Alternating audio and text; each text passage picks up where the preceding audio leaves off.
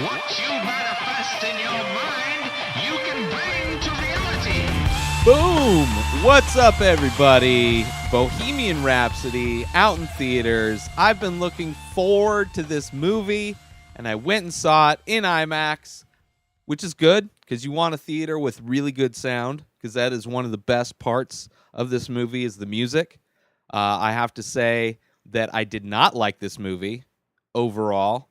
I thought Rami Malek's performance as Freddie Mercury was amazing. And it should have been in a better movie. It really should have been. And like, as far as like the thing I liked, let me get into the things I like before I tear the fucking shit out of this movie. Rami Malek's performance is amazing. And then anytime there's a scene where they're performing the music live, that's amazing too. I would have preferred this director, which I'll get into that too. Just look to see who the director was. Surprised. But I would have preferred if this director had just taken one of their live performances, like the Live Aid performance, and just did a reconstruction of that with the actors and just really good music, and then, you know, with the cool camera angles. Just done a recreation of that. Probably would have been a better movie than this movie. It is the reason it was so hard for me to get into this movie. I was so looking forward to it, and it moves way too fast. It moves so fast. Now, I don't know the actual story of Queen, so I don't know if they had a quick rise to fame. But this movie, because it barely portrays the passage of time in any significant way. I think maybe there's one scene where they make a big jump that they actually tell you where they are in time. But everything moves so fast. It's like he goes to a club, and after that show, the band is outside, and the lead singer quits the band. And moments after, Freddie Mercury comes out and says he's a songwriter. Oh, and also he can sing. Oh, and also because he has extra teeth in his mouth, he has a better range when he sings. Like, every single line in this movie is it's like watching a really bad. It's like watching a really bad comic book movie, but it has like awesome fight scenes, right? Which DC Comics don't even do that. But like, it's just everything is so conveniently, like, whoever wrote this script, well, I mean, not whoever wrote the script, the person that wrote this script, Anthony McCartan. It's like every line is so, like, everything's so easy. It made me think of like a criticism that I've heard a lot of the show Entourage, HBO, where, you know, Vince, you know, he gets in trouble, but he always finds his way out. This movie, there's barely any trouble to get out of. And once there is any amount of trouble, it's easily resolved. And the movie focuses so much on his sexual, like, it seems like the whole movie is about like his sexual preferences versus actually showing him as an artist and how creative he is. It's like there's these moments where he's making music and he's just like, oh, let's just do this thing, and I'm going to do this thing. The movie portrays him to be like this genius artist, but the story itself is not even close to about that. It's about how he has this relationship with a girl, and, you know, secretly he's, you know, covering up the fact that he's gay or bisexual or whatever, right? He's clearly into dudes. But it's like, it's just such bad storytelling. And just the directing in this is so bad. Some of the acting in this is so bad. There are some moments in this where people are saying words where neither the people seem real or the words seem real.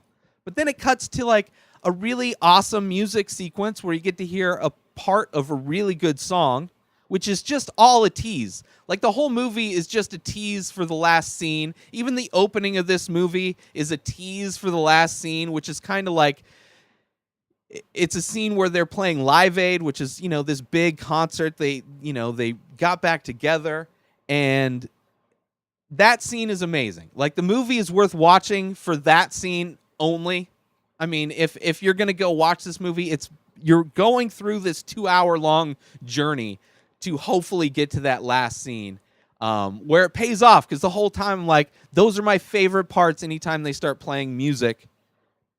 And it's just, they give you little tastes throughout the movie, and then it's this stupid drama, and then they show him being a genius artistically, but they don't really get into that. It's just, everything's so easy. There's a scene, like, everything, not only so easy, everything's lined up perfectly. Like, this movie takes no time to get into anything. It's just like, we need to reference 3 million things, okay? And guess what? We have the exact amount of words needed. So every word uttered in this is like a reference to how he changes his name, or like, this is like a little lick that I just kind of thought. It hurt my brain, the storytelling. It hurt my brain. I was so disappointed.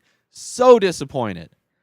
I'm just glad there's at least some, parts of goodness to pull out of this movie, where the casting, great casting. Everybody looked exact, it's amazing casting. Good actors. But it's just, the writing was bad and the directing was bad. Even in their best scene, even in the scene where he's doing the Live Aid thing, every time they pan to, like, close-ups everywhere in this movie, by the way. You have a character with the most ginormous teeth, and he pushes the camera as close to those teeth as possible.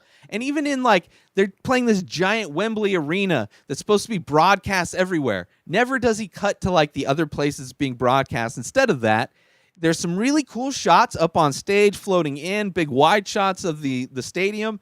But then it does these tight shots of, like, the crowd, like they have a drone flying over the crowd or something like that. It's that kind of shot. And it looks horrible. It looks like really bad studio filming. It looks horrible. And everybody is like the whitest person ever. There is so little diversity in, like, these crowds. It is ridiculous. Which, I don't know, maybe it's all true. Maybe everything was effortless for this band to rise. Like, and like minor thing. Oh, like a record exec has a problem, and it's like, oh, fuck you, record exec. And then everybody's like, yeah, fuck record exec. And guess what? Record exec's fucked. It's like, there's no drama anywhere.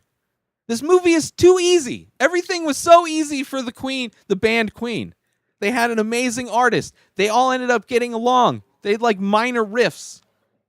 It's like, aside from him dying, that's like the big, and they don't even show, they like do a little post credits like, oh, by the way, he lived with his boyfriend until he died in 91 or 92.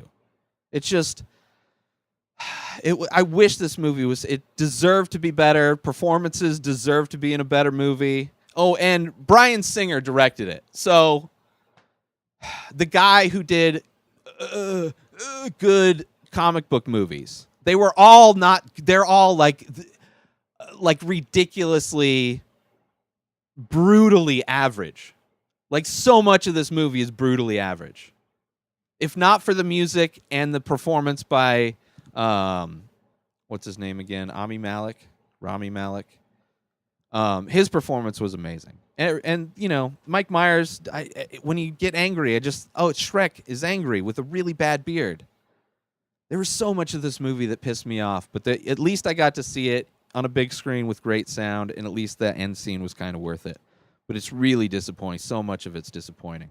So that's out now if you're looking for something to go watch. If you're not a fan of Queen, the music, don't watch this movie. Only watch it if you're a really big fan of the music and you want to, I'm sure it's passable as a movie, but it's really bad. It's really not that. It's so disappointing. That's it. I'm done. Buy this shirt over at InspiredDisorder.com. You can find all of my work over at InspiredDisorder.com, including my artwork, at Ray Taylor, if you want to follow me on social media. That's it. Have a great day, everybody. Peace out!